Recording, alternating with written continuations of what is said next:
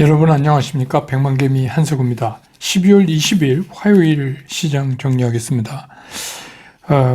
오늘 새벽에 끝난 뉴욕 시장은 또다시 하락 마감을 했습니다.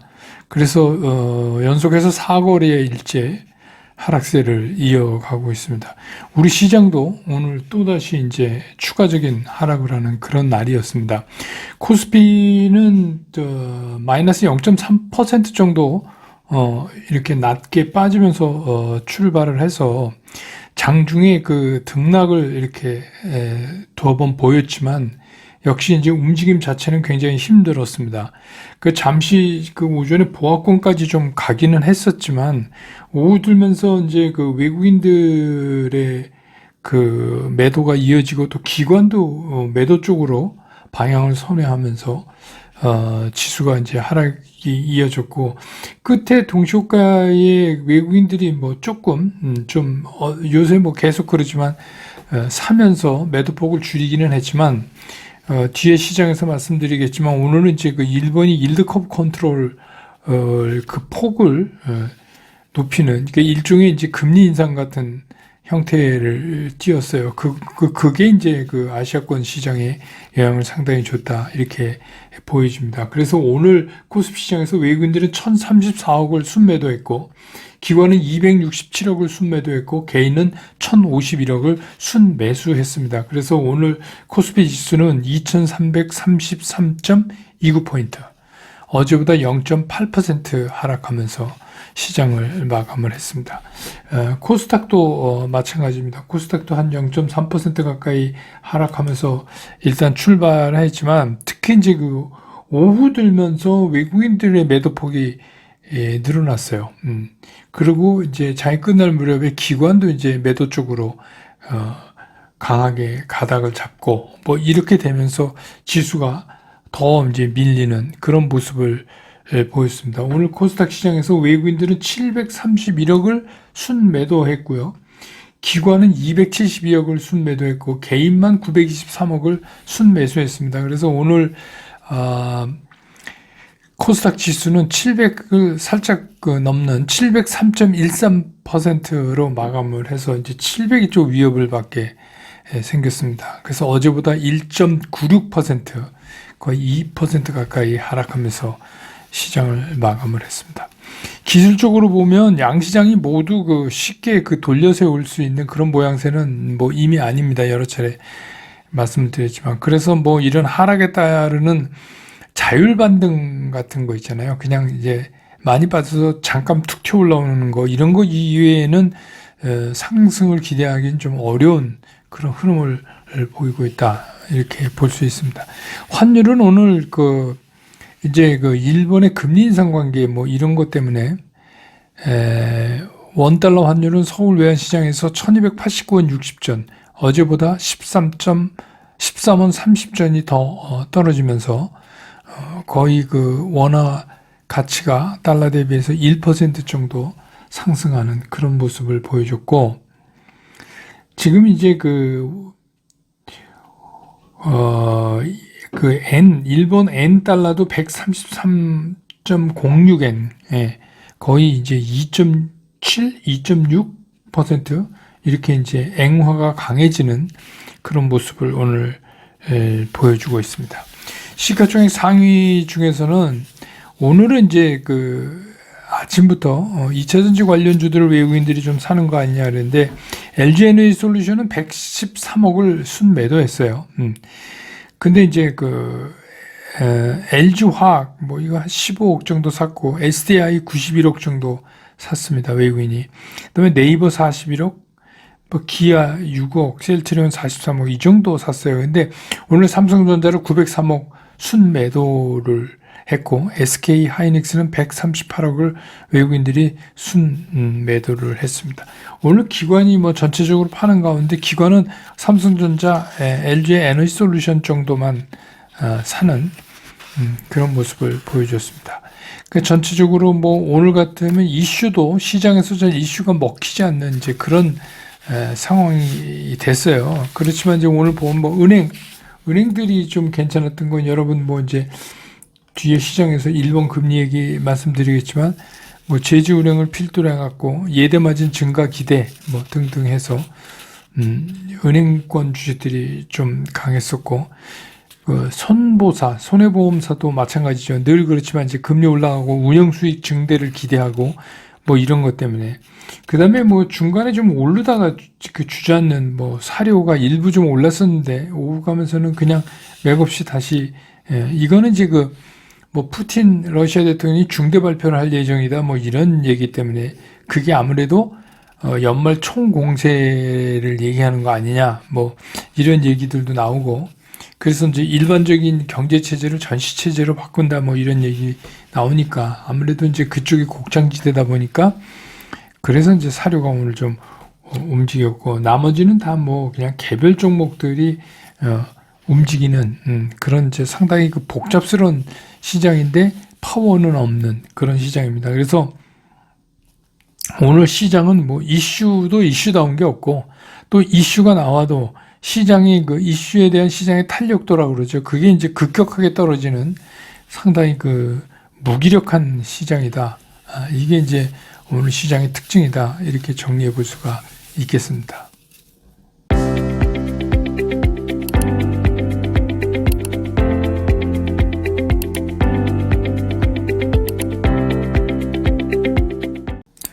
시장을 좀 보면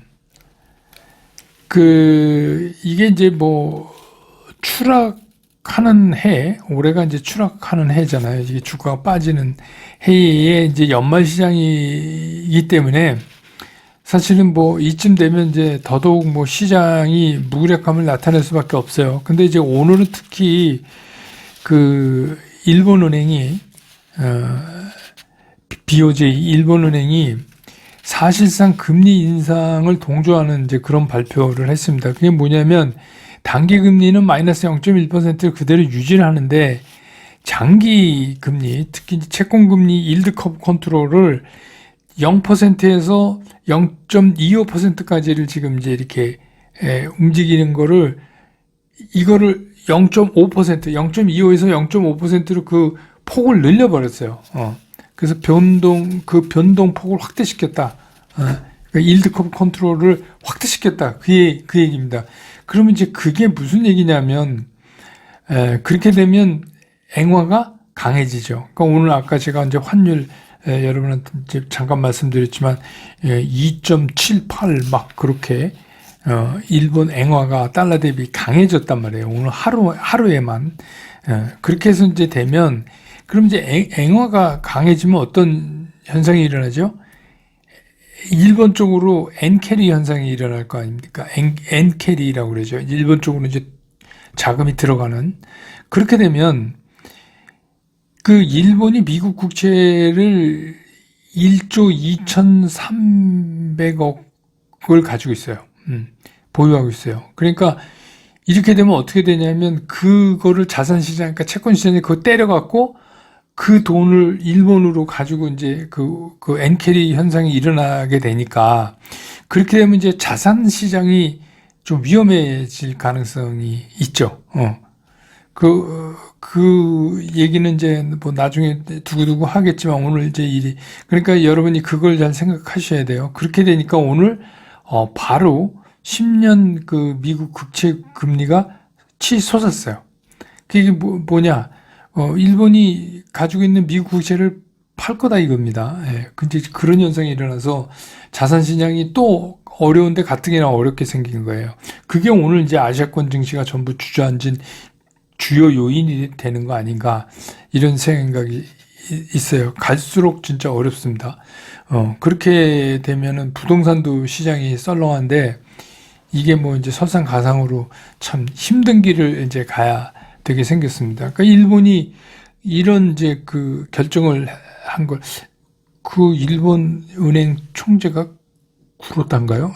자신은 없습니다. 찾아보세요.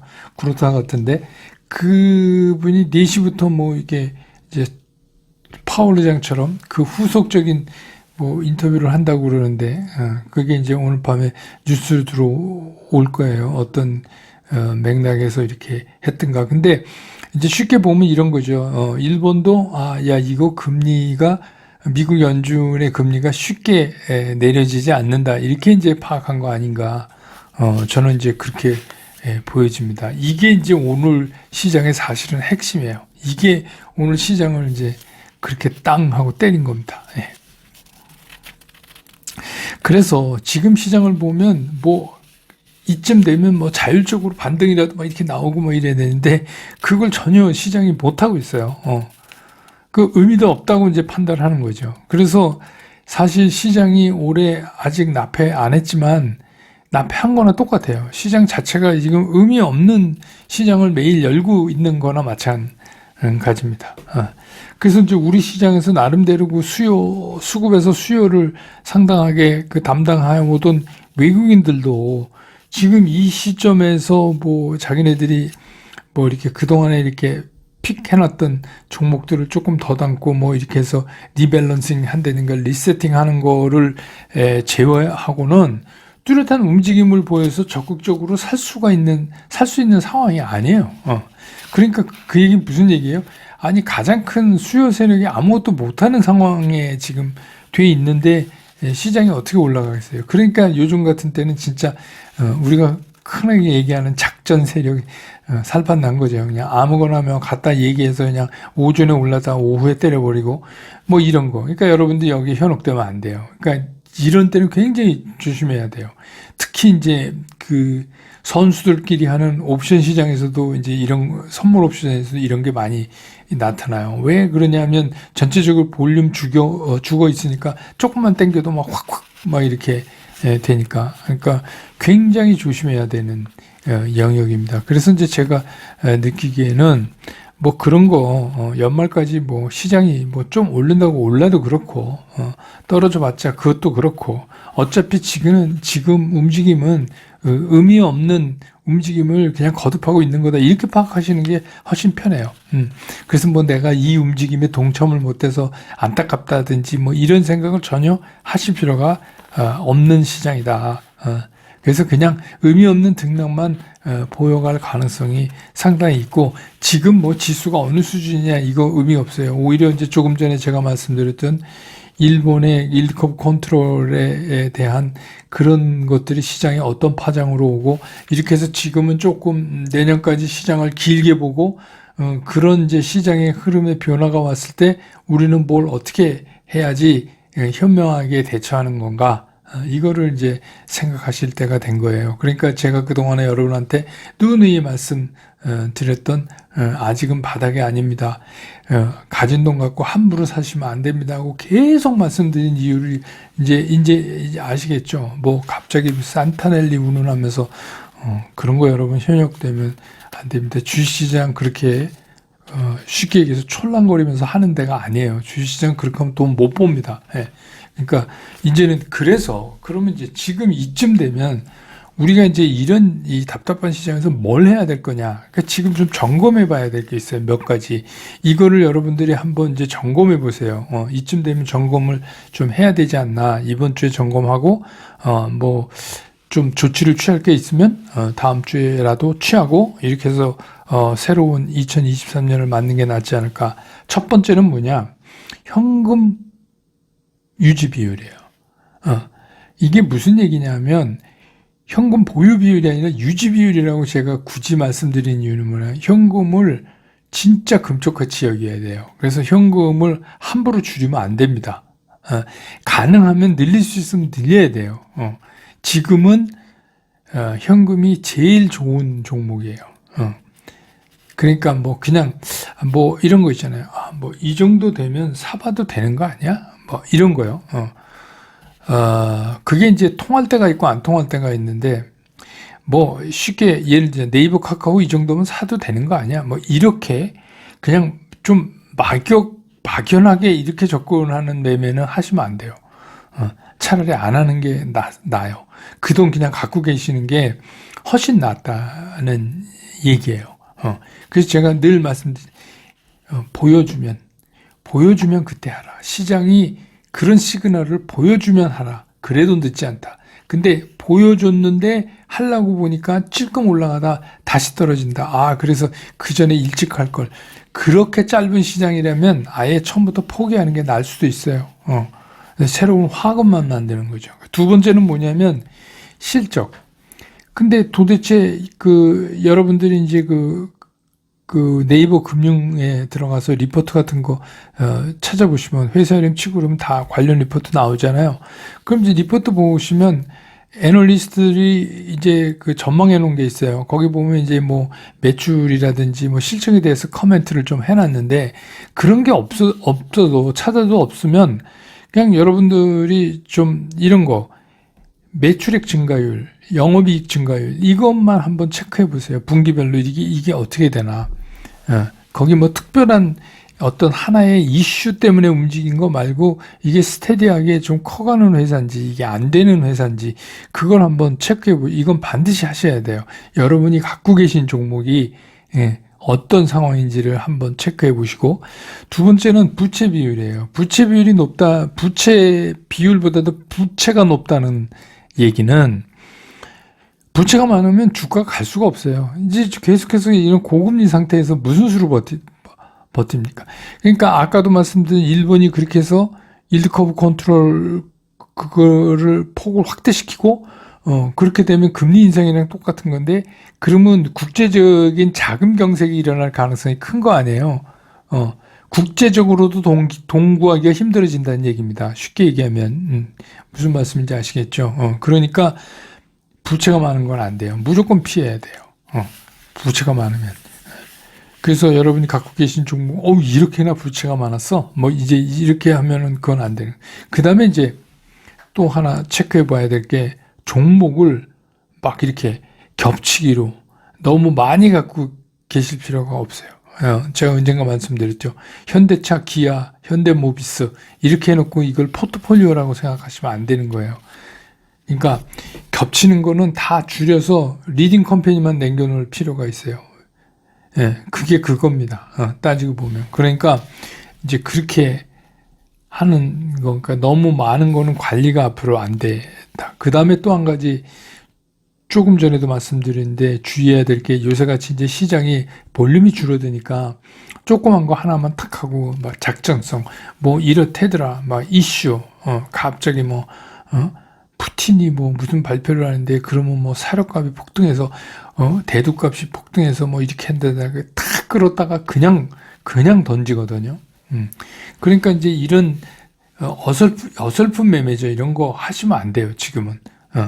그래서 그냥 아주 짧은 생각, 자기 생각, 아니다, 이거 탁 들어가서 조금 먹고 나오지, 이런 거 하시면 조금 먹고 나오지 하다가 이제 걸리는, 거죠. 그렇게 생각하시면 안 돼요. 그 추격 매수는 당연히 안 되고요. 지금 뭐 올라가는 날 추격 매수, 이건 뭐 당연히 정말 도시락 싸가지고 다니면서 말려야 되는 그런 거고. 근데 더 재미난 게 뭐냐면, 뭔지도 모르고 사는 분 계세요. 지금도. 누가 뭐 이렇게 좀 이게 뭔지, 뭐 하는 건지를 잘 모르고 그냥 사시는 분들이 있어요. 이런 것도 절대로 하시면 안 돼요. 여러분, 캐시, 현금은 뭔지 아시죠? 그럼 아시는 거 그냥 갖고 계세요. 그게 훨씬 낫다. 그 다음에 이제 또 하나는 이제 원칙 매매에 관한 건인데, 아무리 좋은 종목이라고 침이 마르게 옆에서 얘기해도 이 원칙 매매에 벗어나면 무조건 원칙 매매대로 하셔야 돼요. 지금 같은 시장에서. 제가 그랬잖아요.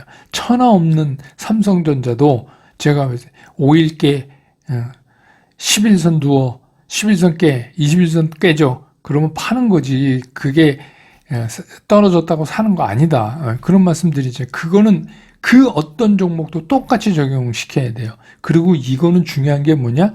내년 1년 내내 이 원칙을 고수해야 될지도 몰라요. 왜냐하면 굉장히 그 수요 폭발하는 시장이 아니기 때문에, 수요가 밀리는 시장이기 때문에 당연히 이제 그렇게 하셔야 돼요. 그래서 이 원칙 매매를 항상 생각을 갖고 계시고, 저거 하면 한 반만 가지고 원칙 매매를 따라서 해보시는 한이 있어도 그렇게 하시는 게 훨씬 낫다. 이런 이제 말씀을 드립니다. 오늘 시장 정리 이렇게 하고요. 또 이제 일본이 그렇게 금리를 만지작거렸으니까 일본은행이 이게 이제 또 미국 시장으로 건너와서 미국 시장은 어떤 반응을 보일까? 근데 일단 지금 이제 그 미국 10년 국채는 수익률이 쭉 하고 아주 빠르게 올라가더라고요. 예. 그러니까 미국 채권 값이 떨어졌다는 얘기입니다. 예. 그 왜냐하면 채권 시장에 채권이 많이 나올 거니까. 예. 무슨 말인지 아시겠죠? 예. 그래서 이 미국 시장 보면 또 내일 우리 시장이 어떻게 움직일지 이런 게 이제 나올 것 같습니다. 쉽지 않은 평탄하게 가지 않는 연말 시장입니다. 오늘 정리 이렇게 하고 내일 장 끝난 다음에 저는 다시 여러분 곁으로 돌아오겠습니다. 여러분 고맙습니다. 투자스쿨에서 여러분들한테 전달해 드릴 메시지는 최종적으로 간결하다, 쉽다, 치우침이 없다. 이거를 제가 여러분들한테 강조를 드리는 거예요. 저는 앞으로 이제 여러분들과 함께 이렇게 하려고 합니다. 여러분과 함께 성공 투자로 갈 수 있으면 좋겠습니다.